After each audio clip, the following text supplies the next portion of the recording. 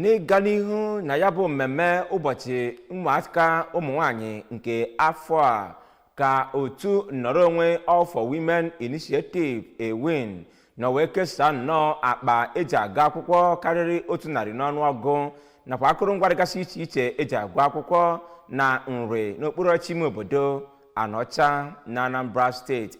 Ebumnobi ya bụ amụma ha bụ iji wee mee ka ụmụaka dum makasị ụmụaka ndị nwaanyị lọchi ya azụ n'ụlọ akwụkwọ nke ọ bụ Dr. Joy Nwufo kwadoro site na ya bụ amụma Ewin wee kwukwazịa na otu n'ihe ọzọ ha ji wee nabagide na nke a bụ ime ka ụmụaka ọkasị ndị nwaanyị bụrụ ndị nke ga-eso ndị nke ha wee na-ekponye akwụkwọ n'ụbụrụ ka ọ ghara inwe ihe ọbụla ga-abụ ọgbata uhie wee nye ọdịnihu ha. Ka Chibụzọ Obidike kọchapụrụ gị akụkọ a.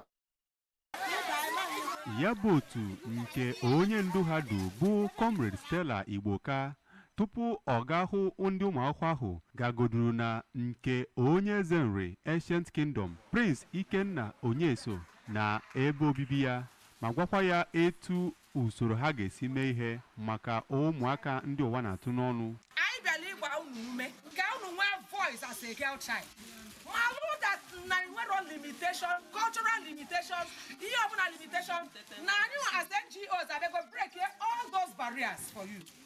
Na nzaghachi ya, Prince Onyeso gosiri afọ ojuju ya na ụmụ nwaanyị ahụ na-aga n'iru ịkwado ụmụntakịrị ndị nwaanyị nakwa ụmụ nwaanyị ma kwuo na ọ ga-akwadosi ya ike maka agam n'iru ya bụ amụma. With this, nwatakịrị ama wasn't an excuse. Our governor has made it easy for everyone. So when we have this,